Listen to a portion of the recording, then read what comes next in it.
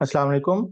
अच्छा जी, आज का टॉपिक स्टार्ट करने से पहले let me just give you a brief idea of the topics which are still remaining and we need to cover. इसमें आप सबके साथ जैसे मैं डिस्कस कर रहा था, एक इसमें जो आपको नजर आएगा, जो अभी रिसेंट वीक्स में जो इशू स्टार्ट हुआ है, that are the protest in Balochistan. ठीक है, एक वो इशू है। दूसरा, अभी जो रिसेंट वीक्स में दोबारा इशू हमारे रीजन में था, that are the protest in Bangladesh, and we need to link it with democracy all over the world। ठीक है, this is first. Second and the third one which I feel कि आप लोग कह रहे हैं कि हमारा स्किप हुआ है, that is the Taiwan issue. ठीक है, the fourth one would be under my according to my understanding would be this Russia Ukraine. ठीक है, अब ये चार टॉपिक्स जो हैं वो मैं समझता हूँ कि हमारे कुछ करंट अफेयर्स में रहते हैं।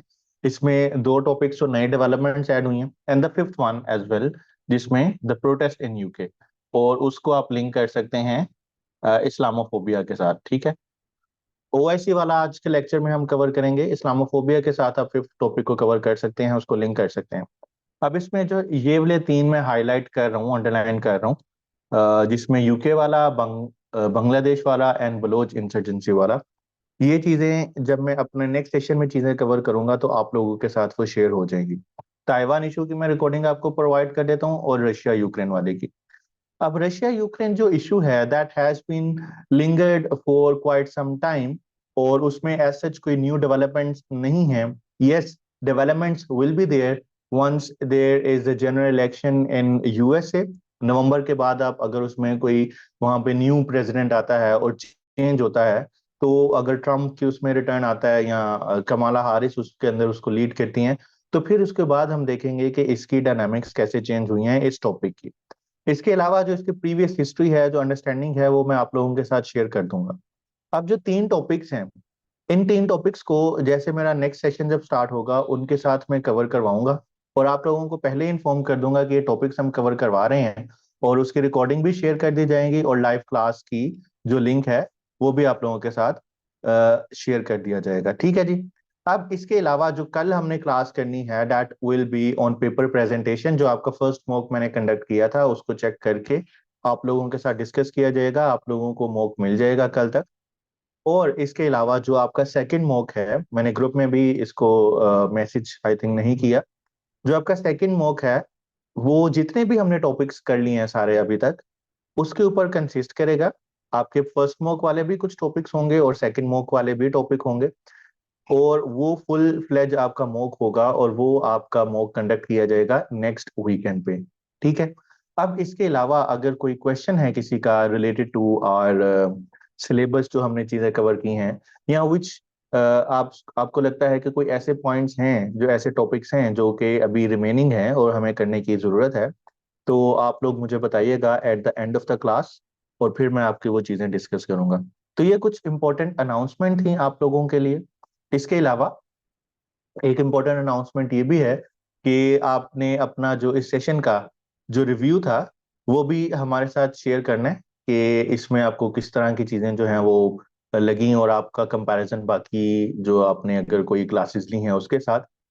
और इसमें जो मैंने पाकिस्तान अफेयर्स के आज क्लास में शेयर करना है टॉपिक, वो है पाक ईरान रिलेशंस, और वो भी आप लोगों के साथ शेयर हो जाएगा, तो हमारे रिलेशन उधर से कवर हो जाएंगे। ठीक है जी। अब ये चीजें थी जो हमने करनी थी। अब इसके अलावा करंट अफेयर्स में इतने ज्यादा इश्यूज हैं कि वो खत्म नहीं होंगे, चलते रहेंगे, और आहिस्ता आहिस्ता आप लोग जो है वो उसको अंडरस्टैंड करते रहेंगे। लेकिन आई होप कि आपको ये जो आपने क्लासेस ली हैं मेरी इस सेशन की, इससे आपको काफी ज्यादा बेसिक अंडरस्टैंडिंग आई होगी कि टॉपिक्स को हमने डिकोड कैसे करना है, उसको फिर लेके कैसे चलना है, डाटा कैसे उसको इनकॉर्पोरेट करना है, और उसके बाद जब हम पेपर प्रेजेंटेशन की और आप टेस्ट देंगे दूसरा भी, तो आपको फर्दर आइडिया हो जाएगा कि पेपर के अंदर इतने मटेरियल को एडजस्ट कैसे करना होता है, और इसको इनकॉर्पोरेट कैसे करना होता है। ठीक है, क्योंकि ये बहुत बड़े चैलेंज है हमारे लिए। हमारे लिए मेन चैलेंज करंट अफेयर्स में, आप लोग याद रखें, ये नहीं होता कि डाटा नहीं है। इंपॉर्टेंट जो एस्पेक्ट है करंट अफेयर्स का वो ये है कि उस डाटा को जो आपके पास है उसको आपने कितना इनकॉर्पोरेट करना है, और कितना डाटा इनफ होगा। ये चीज आप लोगों के लिए मैटर करती है। और कितना डाटा इनफ होगा, वो तो आप, अगर आप रिसर्च करते रहें, कंटिन्यूअसली चलते रहेंगी चीजें, तो आपके पास कभी डाटा खत्म नहीं होगा। बट जितना मैंने आप लोगों के साथ शेयर कर दिया है, अगर आई बिलीव अगर आप ये चीजें कर लेंगे कवर, तो आपको पेपर में बहुत ज्यादा आपके लिए आसानी होगी और आपको पेपर अटेम्प्ट करने में कोई मसला नहीं होगा। एंड डोंट फॉरगेट कि करंट अफेयर्स आपका सब्जेक्ट खत्म हुआ तो आपका सिलेबस खत्म हो गया। जिस तरह मेरी सेशंस में आप लोगों को डेफिनेटली नोटिफिकेशन मिलता रहेगा गूगल क्लासरूम में, आप लोग देखिएगा कि अगर कोई टॉपिक मैंने करवाया है दोबारा और उसमें कोई चेंजिंग आई है, तो आप उसको सुन के अपने मटेरियल में इनकॉर्पोरेट कर सकते हैं। और ये चीजें आप लोगों के लिए इस वजह से भी इम्पोर्टेंट है, क्योंकि आपको जो इंग्लिश ऐसे है, उसमें अगर आप लास्ट ईयर देखेंगे तो 5 से 6 टॉपिक्स ऐसे थे जो कि कंप्लीटली करंट अफेयर्स पे थे। ठीक है, लेकिन उससे पहले के 2 साल के पेपर देखेंगे तो ऐसा आपको नजर नहीं आएगा। तो हम किसी भी चीज को सिर्फ इत्तेफाक पे, किस्मत पे या अपनी लक पे नहीं छोड़ सकते कि जी देखा जाएगा, अगर ये टॉपिक आएगा तो हम करेंगे या नहीं करेंगे। आपने ये जितना भी डाटा आपको लगता है कि लेट से कि मे बी करंट अफेयर्स के लिए वो टॉपिक इंपॉर्टेंट ना लग रहा हो, लेकिन आपने उन चीजों को कवर करना है, क्योंकि वो आपको इन वन वे और इन अनदर आपको वो हेल्प करेगा, आपके लिए चीजों को सपोर्ट करेगा। ठीक है जी। अब हम चलते हैं आगे और देखते हैं चीजों की तरफ। Just give me a moment.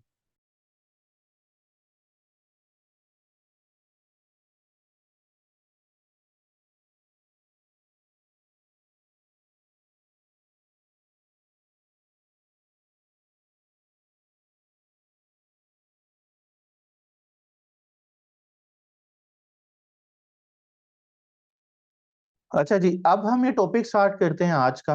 और पिछले टॉपिक का थोड़ा सा अगर हम रीकैप करें, तो लास्ट जो मैंने आपको मंडे को इसका टॉपिक एक्सप्लेन किया था, उसमें मैंने आपको बताया था कि ये इशू ओरिजिनेट कैसे हुआ, क्या रीजंस थी इस इशू के ओरिजिनेट होने की। उसके बाद जो हमने एक हिपोक्रेसी देखी in international media related to these issues and we have compared with Ukraine one, तो हमें नजर आया कि what kind of global politics जो है वो प्ले होती हैं इंटरनेशनली, और किस तरह जो है वो कंट्रीज उसको लेके चलती हैं। ये थोड़ा सा हमने पिछले लेक्चर में देखा। आज के लेक्चर में हम ये देखेंगे कि ये जो कॉन्फ्लिक्ट है जो शुरू हुआ 7 अक्टूबर से, अब उसको जो है वो आप देखेंगे इन 2 मंथ्स, 1 साल हो जाएगा अगर वो इशू रिजोल्व नहीं होता, तो उसके क्या इम्प्लीकेशंस हैं, किस तरह इस इशू ने ग्लोबल पॉलिटिक्स को चेंज किया, और किस तरह इसकी वजह से जो सिक्योरिटी डायनामिक्स है हमारे मिडिल ईस्ट के वो डिस्टर्ब हुए हैं, और इसका क्या इम्पैक्ट पड़ेगा ओवरऑल। तो हम ये स्टार्ट करते हैं। सबसे पहले आप अगर इसमें देखें तो इसको मैंने डिवाइड किया हुआ है कुछ ब्रोडर कैटेगरीज में। आपने ये ब्रॉडर कैटेगरीज याद करनी है, क्योंकि ये तकरीबन 10 से 11 पॉइंट्स बनते हैं जो कि मैंने आगे लिखे हुए हैं, और इसको मैंने इधर समराइज किया है इस हेडिंग में। आपने ये सारी पॉइंट्स याद करने हैं, क्योंकि लास्ट ईयर जो एग्जामिनर ने क्वेश्चन पूछा था वो बहुत ही सिंपल सा क्वेश्चन था, और उसने पूछा था कि भाई कॉजेज बता दें इस इशू की। लेकिन अब जो एग्जामिनर पूछ सकता है वो पूछ सकता है इसके इम्प्लीकेशंस क्या हो सकते हैं, और इसको फिर किस तरह रिजोल्व किया जा सकता है। तो उस पे आज हम फोकस करेंगे और हम देखेंगे, अंडरस्टैंड करने की कोशिश करेंगे। अब सबसे पहले अगर हम इसके कॉन्फ्लिक्ट को अंडरस्टैंड करें कि इसकी इम्प्लीकेशंस क्या थी, तो इसकी डिफरेंट डायनामिक्स में आप इसके इम्प्लीकेशंस को कवर कर सकते हैं। सबसे पहले ह्यूमैनिटेरियन जो इसका क्राइसिस इसकी वजह से प्रोड्यूस हुआ। ह्यूमैनिटेरियन क्राइसिस में क्या आ जाता है, जो आप देखते हैं कि मैस डिस्प्लेसमेंट हैं, और हॉरिफिक जो इसके इश्यूज हैं, 37,000 प्लस जो लोग इसकी वजह से they were died because of the atrocities genocide committed by and still committed by Israel in the territory, Gaza territory में जो आपके सामने नजर आ रहा है। और जो मैस डिस्प्लेसमेंट्स हैं, जो डिस्ट्रक्शन है उसके इंफ्रास्ट्रक्चर की, इसके अलावा जो वहां पे कन्फाइन किया गया लोगों को, और मेडिकल एड को एंड फूड को एज अ टूल यूज किया जा रहा है, वेपन का, और नॉन कम्बाटेंट्स जो हैं उनको टारगेट किया जा रहा है। And they are quite evidences उसके लिए अवेलेबल हैं कि जी ये जो वॉर क्राइम्स हैं उसको कमिट किया जा रहा है। So that is the first thing कि ह्यूमैनिटेरियन क्राइसिस और genocide that is being committed. जिसके दूसरा आप ब्रॉडर डोमेन देख सकते हैं, that is your economic domain. अब इकोनॉमिकली इस इशू की क्या इम्प्लीकेशंस हैं वो हम देखेंगे। एक तो आपको नजर आएगा रेड सी ब्लॉकेड में, और दूसरा जो ऑयल पे मार्केट पे इसका इम्पैक्ट पड़ सकता है।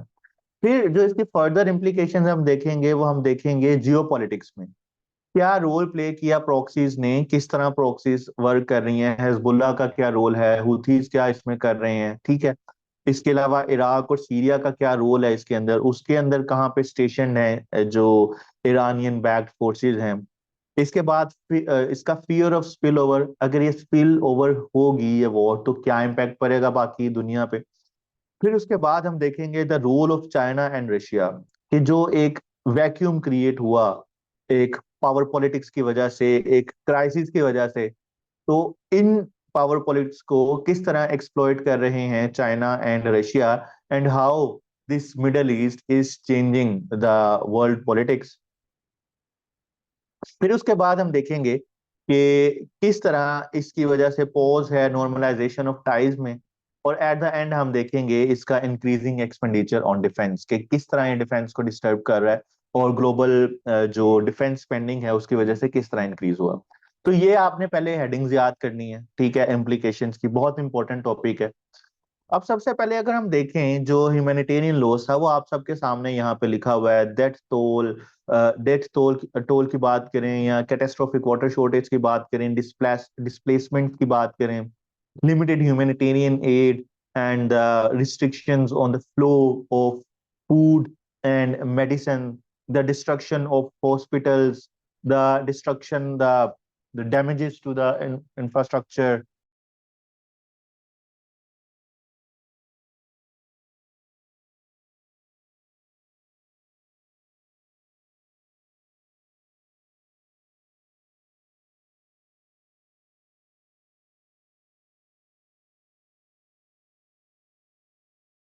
एक मिनट रुकिएगा, मैं आ रहा हूँ।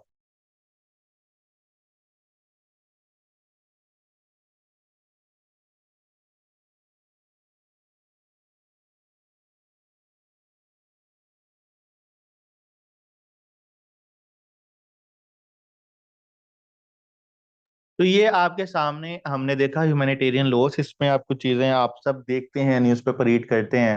आई am not going into the detail of it, क्योंकि बहुत ही ज्यादा हॉरिफिक है, हॉरिबल है हम सब के लिए, और it is a shame for all Muslims in the world to see these kind of atrocities which are being committed on their Muslim brothers. But this is one implication.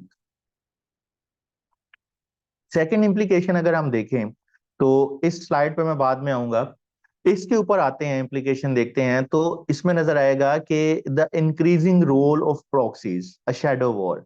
यानी इससे पहले, इस इशू से पहले हमारे पास प्रॉक्सीज थी Middle East के अंदर। अब प्रॉक्सीज क्या होती हैं पहले आपको ये अंडरस्टैंड करने की जरूरत है। प्रॉक्सीज ये होती हैं कि एक आपका फॉर एग्जांपल कंट्री है, मेन कंट्री आपके सामने नजर आ रहा है, we have this in Middle East, let's say Iran.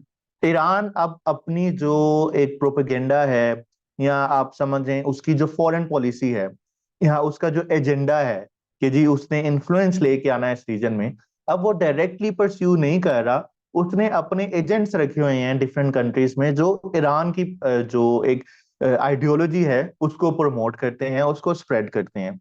अब अगर ईरान की आइडियोलॉजी की हम बात करें तो आपको यहाँ पे आगे स्लाइड में मैं दिखाता हूँ कि कहाँ कहाँ पे उसकी प्रॉक्सीज स्टेशन कर रही हैं। You can see it here कि Iran basically is the important country of Middle East. अब इस पिक्चर में आपको यहाँ पे नजर आएगा in the left, in the right side of the picture, कि ईरान की जो प्रॉक्सीज हैं, first they are in the very neighbouring country of Iran, जो कि इराक के अंदर। अब इराक की जो गवर्नमेंट है, इराक में 2002 के बाद जो 2003 में जो वहां पे मिलिट्री ऑपरेशन स्टार्ट होता है, वॉर ऑन टेररिज्म स्टार्ट होती है, तो at the end of that वहां पे एक इंस्टेबिलिटी क्रिएट हो जाती है इराक में। और ये instability in the previous years थोड़ी सी जाके स्टेबल होती है जब वहां पे एक मिक्स गवर्नमेंट बनती है, जिसमें आपके पास ईरानियन बैक जो शिया उसकी सेक्ट है, they are now majorly controlling the government in Iraq. तो indirectly Iran has major influence on Iraq. इसके अलावा इराक के ऊपर अगर आप देखें तो Iraq also has significant bases, it holds significant bases of United States of America।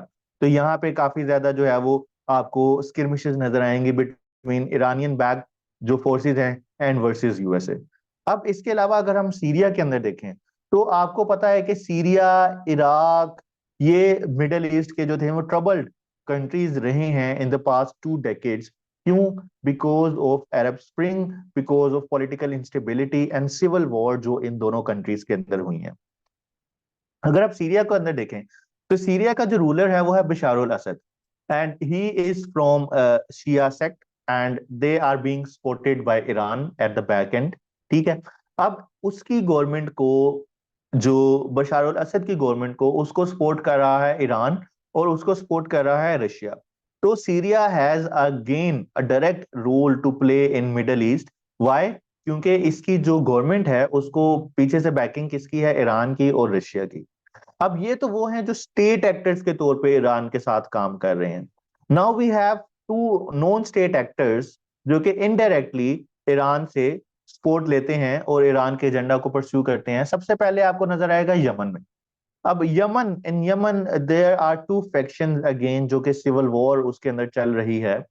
These factions, one are the government जो कि अभी गवर्नमेंट के अंदर हैं, और दूसरा है जो कि ईरान उनको सपोर्ट करता है, and they are called the Houthis. ठीक है। And they are actually controlling the major cities of Yemen and major ports of Yemen.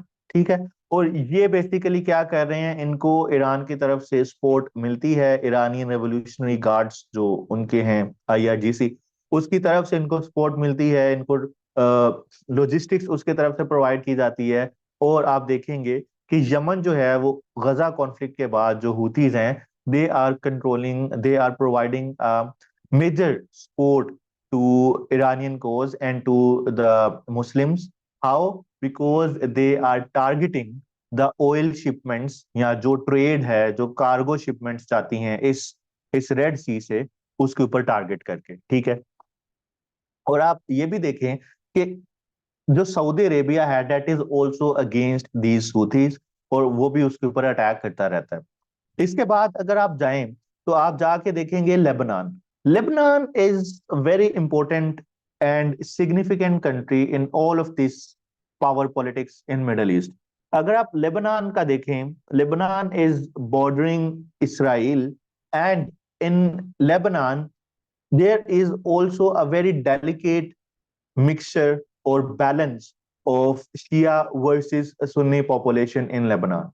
ठीक है। अभी रिसेंटली जो वहां पे गवर्नमेंट है उसमें इन दोनों का बैलेंस है। हिजबुल्ला जो है उसको, वो शिया जो की पॉपुलेशन है उसको रिप्रेजेंट करती है, उसकी एक वहां पे ऑर्गेनाइजेशन है, और दूसरी साइड पे वहां पे जो दूसरी फैक्शंस हैं वो अवेलेबल हैं लेबनान के अंदर, और ये बेसिकली जो है इसको सपोर्ट प्रोवाइड की जाती है हिजबुल्लाह को ईरान की तरफ से। नाउ यू सी के Hezbollah is situated at a very strategic, हाँ, at a very strategic position.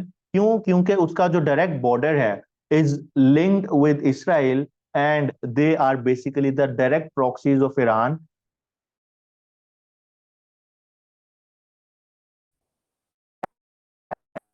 Israel और पर जो सबसे पहला डिफेंस आएगा ईरान को वो हिजबुल्लाह से आएगा।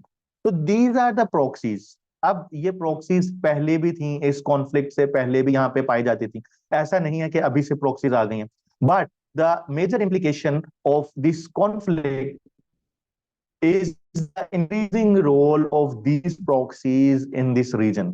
अभी आप देखेंगे जो करंट टेंस सिचुएशन चल रही है, कौन सी टेंस सिचुएशन चल रही है अभी रिसेंट वीक में? आवाज ठीक है मेरी? I think it is fine now. Recent week में हमने देखा कि जो लेबनान का दाऊद है बेरूत, उसमें जो हिजबुल्लाह और जो IRGC यानी रिवोल्यूशनरी गार्ड के सीनियर कमांडर जो उनको लीड कर रहे हैं, उसको जो है असैसिनेट किया गया बाय इसराइल। और उसके साथ ही on I think 17 July, I am not sure जो एग्जैक्ट डेट है उसकी, आपके सामने लिखी होगी, यहाँ पे आ जाएगी। जब जो इस्माइल हानिया को क्या किया गया, असैसिनेट किया गया, ठीक है। तो ये दो जो पर्सनैलिटीज थी जिनको असैसिनेट किया गया, इस्माइल हानिया को असैसिनेट किया गया इनसाइड ईरान, और जो उनका दूसरा कमांडर था हिजबुल्लाह का सीनियर कमांडर, उसको असैसिनेट किया गया इनसाइड लेबनान। और इनकी वजह से एक डायरेक्ट कॉन्फ्रंटेशन इनके दरमियान, एक रिस्क है कि डायरेक्ट कॉन्फ्रंटेशन इसकी स्टार्ट हो जाए। लेकिन ये तो अभी लास्ट वीक की डेवलपमेंट्स हैं। इससे पहले अप्रैल के अंदर एक दमश्क के अंदर जो था, वो सीनियर कमांडर को, जो रेवोल्यूशनरी गार्ड के, उसको असैसिनेट किया गया। And as result of that आप देखते हैं कि ईरान ने मिसाइल लॉन्च किए थे इसराइल के ऊपर। तो ये चीजें आपको शो कर रही हैं, एक पिक्चर प्रेजेंट कर रही हैं कि किस तरह प्रॉक्सीज का रोल इंक्रीज हो रहा है, और ये जो स्पिल ऑफ वॉर है, वॉर का स्पिल ओवर है, इस रीजन के ऊपर जा सकता है। अब तीसरी जगह पे कहाँ पे स्पिल ओवर जो प्रॉक्सीज की वजह से बढ़ रहा है, वो है आपका रेड सी और यमन की वजह से। अब यहाँ पे इन्होंने पूरा ब्लॉकेड रखा हुआ है रेड सी के अंदर, यानी जो शिपमेंट आ रही है टुवर्ड्स इसराइल या वहां से आ रही है, उसको यहाँ से जाने नहीं दिया जाता, और उसके ऊपर जो है अटैक्स किए जाते हैं। सो दिस इज हाउ जो ये प्रोसीज का रोल है आफ्टर दिस कॉन्फ्लिक्ट, ये इंक्रीज हुआ है। और इसकी वजह से जो हम देखते हैं मिडिल ईस्ट के अंदर इंस्टेबिलिटी फर्दर इंक्रीज हुई है। तो ये एक टॉपिक आपको एक्सप्लेन किया।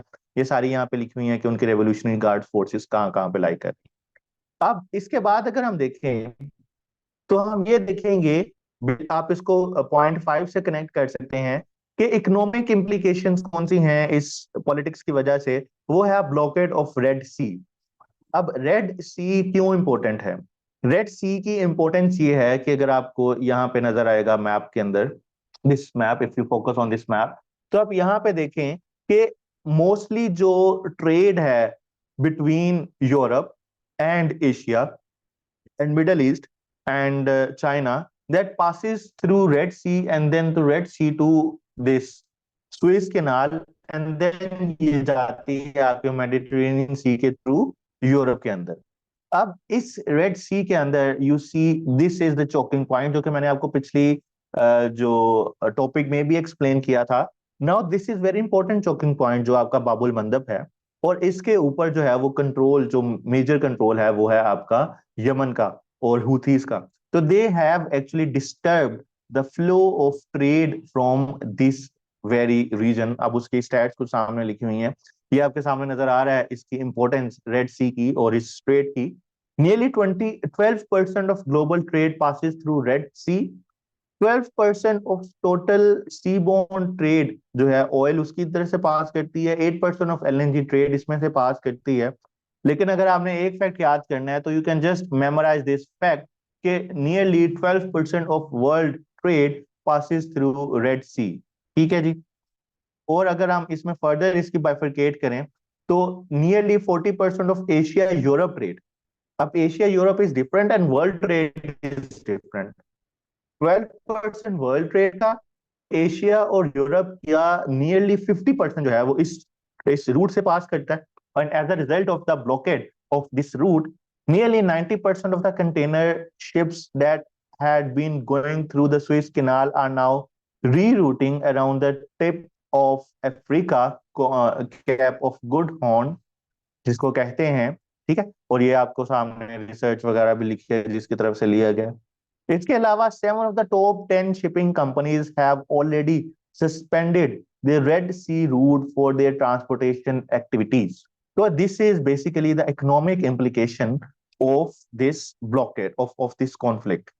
अब इसके बाद चलते हैं 7th, अगर हम देखें तो देयर आर चांसेस कि जी ये कॉन्फ्लिक्ट प्रॉक्सी से निकल के कंट्रीज को भी अपनी लपेट में ले लेगा, मिडल ईस्ट की जो यहाँ पे इसके सराउंडिंग कंट्रीज हैं। अब कौन सी कंट्रीज हैं? सबसे पहले हम स्टार्ट करते हैं लेबनान की साइड से। अब लेबनान ने एक पहले भी वॉर फॉर्ट की है इसराइल के साथ, और ये 2000s के अंदर चलती रही है। 2002 के बाद जब सेकेंड इंतफादा शुरू होता है तो हिजबुल्लाह और इसराइल के दरमियान पहले भी एक तरफ से जंग चली आ रही थी और बाद में वो रुक गई थी, उस पे निगोशिएशंस होके दे have actually formed a settlement. But this conflict, the Gaza conflict, has now further exaggerated and actually highlighted the issues जो कि इन दोनों के दरमियान है, इन दोनों फैक्शंस के दरमियान, इसराइल एंड हिजबुल्लाह के दरमियान। और इससे ये दोनों कंट्रीज लेबनान और इसराइल इसराइल डायरेक्ट कॉन्फ्रंटेशन के अंदर जा सकते हैं। अब इसके एग्जांपल्स आपके सामने हैं, अभी जो इस करंट वीक की डेवलपमेंट चल रही थी। ऑन 31 जुलाई को जब असैसिनेट किया गया इस्माइल हानिया को, जो कि लीडर हैं हमास के, and Hamas has very close coordination with Hezbollah, ठीक है, इनके दरमियान बड़ी क्लोज कोऑर्डिनेशन है। And Hezbollah is basically targeting Israel, और हिजबुल्लाह का एम ये है कि भाई इसराइल जो है वो उसको दुनिया के नक्शे से मिटा दिया जाए, क्योंकि ईरान का भी यही एम है, और यही एम जो है हिजबुल्लाह शेयर करती है। Now Hezbollah is station in Lebanon and there are high chances कि लेबनान और इसराइल डायरेक्ट कॉन्फ्रंटेशन के अंदर आ जाएंगे। तो इसका मतलब है कि इंटर स्टेट वॉर्स स्टार्ट हो सकती हैं, and this will give rise to a chain reaction. जिस तरह वर्ल्ड वॉर वन स्टार्ट हुई थी, वर्ल्ड वॉर वन भी छोटे कंट्रीज के दरमियान जो थी, इनसिग्निफिकेंट कंट्रीज, उनके दरमियान एक तनाजे से शुरू हुई, and then it was blown into a full fledge war, और इसके अंदर मेजर जो थी एम्पायर्स इसकी लपेट में आ गई थी वर्ल्ड वॉर वन की। Similar wars in world war two, और मेजर अगर आप वॉर्स देखेंगे तो हमेशा से जो स्टार्ट रहा है वो एक स्मॉल इश्यूज पे बिटवीन स्मॉल कंट्रीज थी। अब अगर इसराइल एंड लेबनान जो है डायरेक्ट कन्फ्रंटेशन में जाएंगे तो डेफिनेटली जो लेबनान को बैक कर रहा है दैट इज ईरान, तो ईरान के साथ भी कन्फ्रंटेशन जो है वो उसके चांसेस ज्यादा हो जाएंगे। दूसरा इशू है इजिप्ट का। अब इजिप्ट का क्या इशू है, आपको याद होगा जो मैंने एक्सप्लेन किया था आपको इस हिस्ट्री में, इस इशू का जो बैकग्राउंड हमने देखा था। तो जो आफ्टर 1956 जब नेशनलाइज किया गया सुएज कैनाल को, और फिर उसके बाद जो 6 डेज वॉर थी, उसके बाद जो सिनाई पेनिनसुला को कब्जे में लिया गया बाय इसराइल, और वो चीजें तब तक चलती रही जब 1979 में जो टेरिटरी थी जो इसराइल ने इजिप्ट की कंट्रोल की थी उसको वापस दे दी, and as a return of it Egypt ने नॉर्मलाइज किए अपने टाइज इसराइल के साथ। अब इजिप्ट की जो सिचुएशन है इट इज वेरी डेलिकेट। उसके जो रूलर्स हैं इजिप्ट के, it is still in dictatorship, उसको कंट्रोल कर रहे हैं, ठीक है। अब वो नहीं चाहता, जो उसका जो रूलर है अल सीसी, कि जी यहाँ पे जो उसके पब्लिक सेंटिमेंट्स हैं, जो लोगों के फीलिंग्स हैं, उसको हार्म करे, और उसके बावजूद इसराइल के साथ अच्छे ताल्लुकात इस्टेब्लिश करे। और दूसरी साइड पे वो ये भी नहीं चाहता इजिप्ट के डायरेक्ट कॉन्फ्रंटेशन में चला जाए इसराइल के साथ, because it has more to lose than gain. अब इजिप्ट की सिचुएशन ये है कि सबसे पहले वो चाहता है कि जो माइग्रेंट्स हैं, जो फलस्तीनियंस हैं गजा के अंदर, वो गजा के अंदर ही रहें, और वो उनकी डिस्प्लेसमेंट ना हो। अगर डिस्प्लेसमेंट होगी तो definitely they will B settling in Sinai peninsula which is under Egypt. अगर आप मैप के अंदर देखें तो मैप के अंदर आपको नजर आएगा this is Egypt and this is Sinai Peninsula, ठीक है, that is bordering with Israel. तो जब गजा से लोग निकलेंगे they will be now station, अगर यहाँ से उनकी डिस्प्लेसमेंट होगी they will be station in Egypt because there is no other way, they can not go anywhere. On the all side of it they have Israel. On the west side of it, they are bordered with Mediterranean Sea, and then they are here only with Egypt, और Egypt जो है वो उनको host कर सकता है अगर वहां पे डिस्प्लेसमेंट होती है। तो इजिप्ट नहीं चाहता कि यहाँ से जो है वो मेजर डिस्प्लेसमेंट हो। अगर ये कॉन्फ्लिक्ट फर्दर राइज करता है, टेंशन फर्दर राइज करती हैं, और जो रफा की जो जिस तरह उसके ऊपर बम्बार्डमेंट चल रही है, और इसराइल की वहां पे जिस तरह वो कन्फाइन कर रहा है लोगों को, तो there will be high chances के लोग वहां से माइग्रेट करके इजिप्ट के अंदर जाएं। तो इजिप्ट को एक बड़ा मसला ये भी है। इसके बाद economically it has felt the impact of Gaza war through lower revenues from tourism, क्योंकि जो इसके मेन टूरिस्ट स्पॉट्स हैं इजिप्ट के वो सिनाई पेनिनसुला के कोस्टल एरियाज पे हैं, और यहाँ पे जो वॉर्स चल रही हैं बिटवीन गजा एंड इसराइल, उसकी वजह से जो इन्फ्लक्स है टूरिज्म का, उसकी वजह से उसके रेवेन्यूज भी कम हुए हैं। इसके अलावा जो इसराइल को गैस एक्सपोर्ट करता है जब, उसके जो रेवेन्यूज हैं that will also be decreased, and Suez Canal की ट्रांजिट फीस भी उसको कम मिलेगी, क्योंकि रेड सी से जब ट्रैफिक नहीं जाएगी, तो जब रेड सी से पास करेगी, तो जब सुइस कैनाल से पास करेगी तो रेवेन्यू जो है वो के लिए जनरेट नहीं होगा। ठीक है, तो इस वजह से इजिप्ट जो है वो एक बड़े इकोनॉमी का शिकार है, कि अगर इस इम्पैक्ट, ये कॉन्फ्लिक्ट फर्दर एग्जैजरेट होता है, फर्दर लिंगर ऑन करता है, तो direct implications will be borne by Egypt as well. अब तीसरा कंट्री देखें तो वो है जॉर्डन। अब जॉर्डन कहाँ पे है? This is Jordan and it is a huge country and it is bordering Israel. अब जॉर्डन के अंदर क्या इश्यूज हैं अभी आप देखेंगे। जॉर्डन ने भी इसराइल को रिकग्नाइज किया था आफ्टर अब्राहम अकॉर्ड, और as a result of that Jordan को यूएस एड मिली, और उसने अपने आप को जो है वो स्टेबलाइज करने की कोशिश की।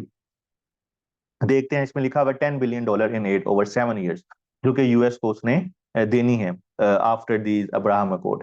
तो जॉर्डन जो है वो भी एक तरह से, उसके जो लोग हैं they are basically Muslims, and they are hosting the largest refugees. कौन से रेफ्यूजीज? जो पैलेस्टीनियन हैं, जो कि वेस्ट बैंक से निकल के जॉर्डन की टेरिटरी में गए थे, and they have like the Palestinians in their land.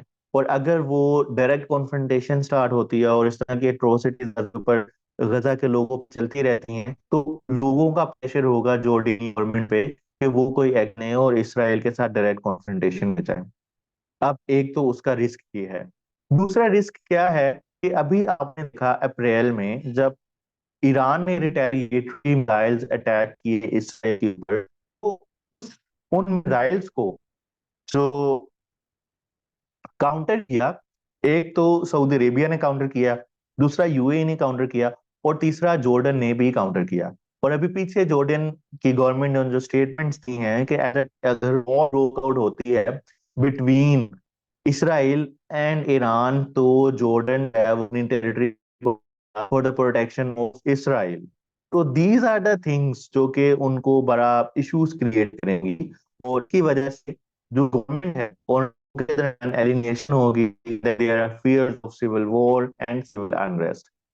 Question आप ये भी इसमें अंडरस्टैंड करें कि ये कंट्रीज हालांकि मुस्लिम कंट्रीज हैं, then why they are not protecting their Muslim brothers? Is geopolitics, and they have their economic interest aligned with Israel. तरह से इसराइल के साथ अलाइन करते हैं। अब जॉर्डन को जो पानी है वो भी इसराइल की तरफ से आता है। अब जॉर्डन को जो एड मिल रही है $10 बिलियन मिल रही है, वो यूएस के साथ जो है उसने यूएस ब्रोकर्ड पीस डील के बाद उसने इसराइल के साथ टाइज किए। तो इन सिचुएशंस को मद्देनजर रखते हुए ये जो जोड़ है, ये countries they are making their own priorities, they are prioritising their national interest, और उनके नेशनल इंटरेस्ट उनको इस काम पे मजबूर कर रहे हैं कि they have to side with USA and eventually with Israel. तो अब अगर ये कॉन्फ्लिक्ट फर्दर एग्जेजरेट करता है या फर्दर लिंगर ऑन करता है, तो जो इसके स्पिल ओवर हैं इन कंट्रीज पे भी जाएंगे, इराक के ऊपर भी जाएंगे। ठीक है, क्योंकि इराक की जो गवर्नमेंट है या जो वहां पे शिया जो पॉपुलेशन है बेसिकली, उनकी डिमांड ये है वो फोर्सेस यहाँ पे स्टेशन की हुई है उनको निकाला है, उनको वहां से निकाला निकाला जाए। और वो कोऑपरेशन इस वक्त इसलिए भी जरूरी है इराक के अंदर, क्योंकि जो आईएसआईएस की प्रेजेंस है इराक में वो कंप्लीटली खत्म नहीं हुई। तो देयर आर चांसेस कि अगर यूएस की फोर्सेस वहां से निकलती हैं, नेटो की फोर्सेस, सर्जन हो सकती है। इसके अलावा वो इस इराक को ये भी फेस करना पड़ेगा कि आपने अभी एक सिविल वॉर अपनी कंट्री के अंदर की थी, और अगर डायरेक्ट कॉन्फ्रंटेशन होती है तो इराक भी ईरान के साथ मिलके, या इराक की पड़ेगी या इसराइल की सपोर्ट करनी पड़ेगी। तो इस वजह से इस कंट्री के ऊपर भी काफी ज्यादा प्रेशर है कि वो इस इशू को रिजोल्व करे। डिस्टोशन, अब क्लियर है आवाज? Is it clear? के अलावा सीरिया का इशू है। अब सीरिया क्या क्या इशू है? सीरिया के अंदर जो रूल कर रहा है द, इज इट क्लियर? आवाज क्लियर है आप सबको?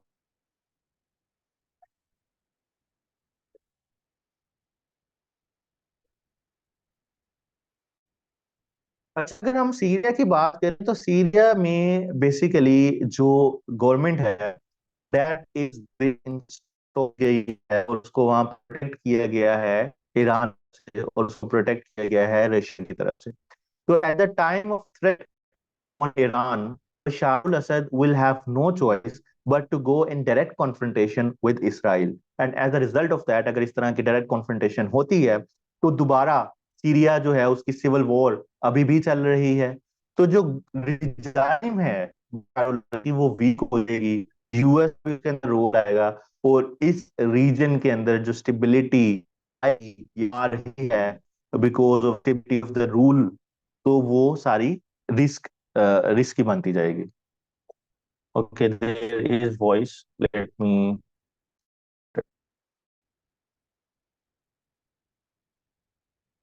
अब तो आवाज ठीक होनी चाहिए मेरी, आपको सही आनी चाहिए आवाज। अगर अभी भी इशू आ रहा है तो let me change it.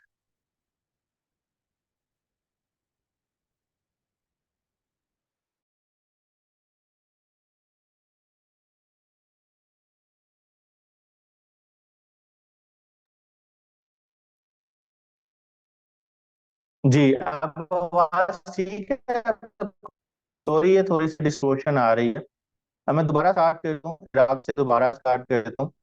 What I was explaining you के इराक के अंदर जो इस वक्त स्टेशन पोजीशन ये है कि जो उस गवर्नमेंट है इराक की, उसको सपोर्ट करता है ईरान। क्यों? क्योंकि वहां पे मेजर शिया पॉपुलेशन है और उनके सेंटिमेंट्स अलाइन करते हैं ईरान के साथ।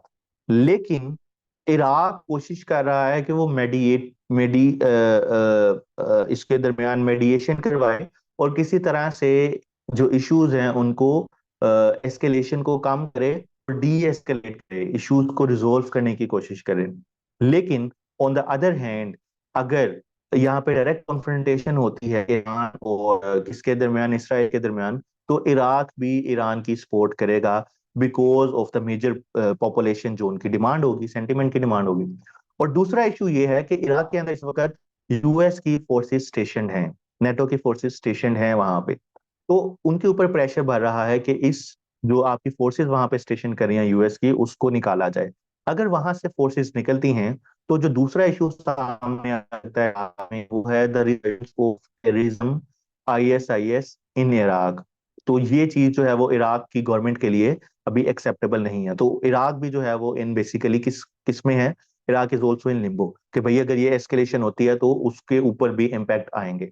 सीरिया, सीरिया की एग्जांपल जैसे मैं आपको पहले एक्सप्लेन कर रहा था कि वहां पे किसकी गवर्नमेंट है, they are having the government of Bashar al Assad. अब बशार उल असद की जो गवर्नमेंट है उसको सपोर्ट करती है, उसको सपोर्ट किया जाता है बाय ईरान, और उसको सपोर्ट किया जाता है रशिया। आपको याद होगा कि 2011 में जो अरब स्प्रिंग के बाद से वहां पे जो पॉलिटिकल इंस्टेबिलिटी और सिविल वॉर चली है, उसमें जो रोल था बशार अल असद का, उसने काफी ज्यादा जो है वो एट्रोसिटीज कमिट की अपनी ही पॉपुलेशन पे, और उसने पावर को जो है उसके साथ चिपका रहा। अब इस पावर स्ट्रगल के दौरान उसको सपोर्ट किया गया रशिया की तरफ से। रशिया की तरफ से क्यों सपोर्ट किया गया? क्योंकि आप अगर सीरिया का मैप देखेंगे तो Syria has direct, you see this is Syria, and Syria direct border with Mediterranean Sea. And दूसरी साइड से Russia, Russia needs these access to Mediterranean Sea, and that is why Bashar al Assad is very important for Russia. ठीक है? तो अगर इस तरह की कोई war जो है ब्रेकआउट होती है तो सीरिया के पास ऑप्शन होगा बजाय इसके उसको सपोर्ट करे ईरान को। तो हम देखेंगे यहाँ पे मल्टी जो है मल्टीपल बनते जाएंगे और यहाँ पे इश्यूज फर्दर एग्जैस्पेट रहेंगे। होता, और इसके बाद यमन है, ऑलरेडी इन वॉर, और अगर डायरेक्ट कॉन्फ्रंटेशन चल रही है यमन की ऑलरेडी विद इसराइल, क्योंकि जो हूथीज हैं, द रेबल्स हैं, they are directly attacking the shipping lanes. और अगर फर्दर ये इशू एग्जेजरेट होता है, ईरान और इसराइल के दरमियान वॉर ब्रेकआउट होती है, तो देयर आर चांसेस कि कंप्लीट ब्लॉकेड लगा दिया जाए इन शिपिंग लेन्स में, इस साइड से बाबुल मंदब पे और दूसरी साइड पे स्ट्रेट ऑफ हॉर्मस में। अगर स्ट्रेट ऑफ हॉर्मस और बाबुल मंदब बंद हो जाते हैं तो जो 40% यानी नियरली 50% ऑफ ट्रेड है बिटवीन एशिया एंड यूरोप वो मुतासिर होगी। और जो स्ट्रेट ऑफ हॉर्मस से nearly 1/5 of global oil supply जाती है। अगर वहां पे कोई इस तरह इश्यूज क्रिएट होते हैं तो ऑयल शिपमेंट को इम्पैक्ट होगा और ग्लोबल ऑयल प्राइसेस बढ़ जाएंगी, और उससे आप देखेंगे कि इन्फ्लेशन आएगी और ग्लोबल इकोनॉमिक रिसेशन के अंदर चले जाएंगे। ठीक है जी। अब इसमें आपको मैंने काफी बताया कि भाई ईरान की इसमें इन्वॉल्वमेंट है, ईरान की इस कंट्री में इन्वॉल्वमेंट है, सीरिया में, यमन में, इराक में। तो क्यों इन्वॉल्वमेंट है ईरान की? उसके मल्टीपल रीजन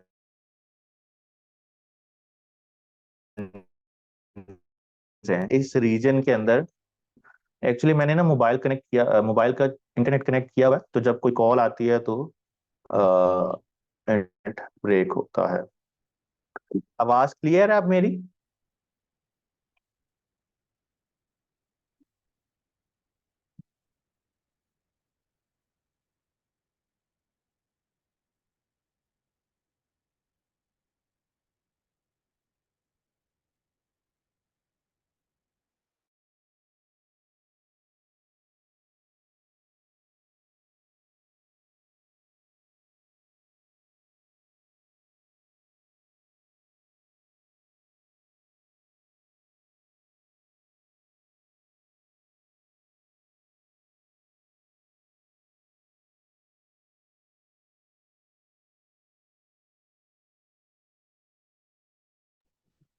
जी, अब आ रही है आवाज आप सबको? Is it clear now?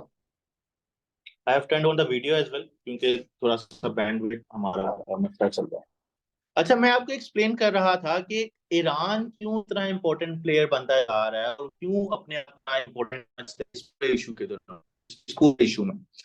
उसकी रीजन एक तो हिस्टोरिकल रीजन है। अगर आप देखेंगे पर्शियन सिविलाइजेशन की बात करें या उसके बाद बात overall the civilizations of the world, तो Iran consider itself as a major player in this region, और ईरान हमेशा से अपना इन्फ्लुएंस बढ़ाना चाहता है।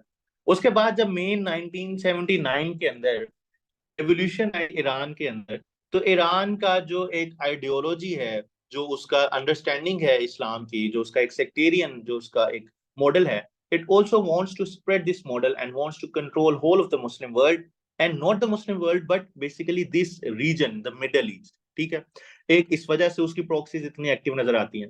और तीसरी रीजन जो है वो ईरान और इसराइल की कन्फ्रंटेशन है। इसराइल को बैक किया जाता है यूएसए की तरफ से, और आपको पता है कि 1954 में ईरान के अंदर जो एक डेमोक्रेटिक इलेक्टेड गवर्नमेंट थी, उसको यूएसए ने खत्म किया। जब यूएसए ने उस गवर्नमेंट को खत्म किया तो शाह ऑफ ईरान था, उसको यहाँ पे इंस्टॉल किया गवर्नमेंट करने के लिए। 1979 में उसकी गवर्नमेंट को गिरा दिया गया और यहाँ पे रेवोल्यूशन आई। और ये रेवोल्यूशन जो है वो अच्छी कंसीडर नहीं की गई यूएस की तरफ से और उसके अलाइज की तरफ से, क्योंकि ये रेवोल्यूशन आने के बाद जो यूएस के इंटरेस्ट थे ईरान के अंदर, उसको सारा खत्म कर दिया गया। और ईरान ने अपना जो एक अंडरस्टैंडिंग है, कंट्रोल है रीजन पे, और जो अपनी बेसिकली पावर स्ट्रगल अपना स्प्रेड करना चाहता है, उसको प्रमोट किया। उसके बाद हमने देखा यूएस और ईरान के दरमियान काफी ज्यादा इश्यूज हुए, एम्बेसी क्राइसिस, प्लेन को उन्होंने हाईजैक किया है, इस तरह की चीजें। तो ये जो चीजें हैं वो हमेशा से यूएस और ईरान के दरमियान चलती रही। और यूएस को कौन सपोर्ट करता है इस रीजन में? That is Israel. और हमेशा से ईरान की ये डिमांड रही है और ईरान का ये मोटो रहा है कि वो इसराइल को जो है वो रिमूव करेगा फ्रॉम दिस मैप। और इसराइल ने भी ईरान को अपना स्वॉन इन एनिमी डिक्लेयर किया हुआ है। So because of these skirmishes, the tussle between Israel and Iran for so long, we have seen that Iran is involved in so many global conflicts in this region. ठीक है जी। अब इसका एक और impact आएगा इस इम्प्लीकेशन का, इस क्राइसिस का, and that is in the form of a full stop to Iran Saudi Arabia normalization. Now you see कि Saudi Arabia, what is the demand of Saudi Arabia? What does Saudi Arabia need? Saudi Arabia has basically outlined its vision for 2030, और उसके vision के तहत Saudi Arabia wants to diversify its economy, and currently its economy is majorly dependent on oil। ठीक है, इसके जो companies हैं, major companies हैं, they are getting revenues from oil, और इसके अलावा वो अर्न करता है फ्रॉम मुस्लिम टूरिज्म। अब वो अपनी इकोनॉमी को डाइवर्सिफाई करना चाह रहा है सऊदी अरेबिया। अब डाइवर्सिफाई की ये जो स्ट्रगल है वो स्पीड अप हुई, वो इंक्रीज हुई आफ्टर कोविड 19। ठीक है। कोविड-19 के बाद ये जो एफर्ट थी सऊदी अरेबिया की कि भाई मैंने जो है अपनी इकोनॉमी को डाइवर्सिफाई करना है, वो ज्यादा किक स्टार्ट की गई। और इसके अलावा जो उसका रूलर है मोहम्मद बिन सलमान, उसकी भी एक एक्टिव पॉलिसी थी कि वो किंगडम की जो एक कंजर्वेटिव आउटलुक है उसको चेंज करे और मॉडर्न आउटलुक को लेके आए। अब जो उसकी पॉलिसीज थी उसको कैरी फॉरवर्ड करने के लिए Saudi Arabia need stability in this region, and Saudi Arabia has played its major part in the normalization of ties between Arab states and Israel. आपको याद होगा कि जो अब्राहम अकॉर्ड हैं उसमें many experts believe करते हैं कि it is basically the backing of Saudi Arabia. Saudi Arabia is setting the stage for itself कि भाई वो बाद वाले कंट्रीज जैसे अरब कंट्रीज और इसराइल के दरमियान कॉन्फ्लिक्ट खत्म हो, and at the end Saudi Arabia और इसराइल के ताल्लुकात बेहतर हों।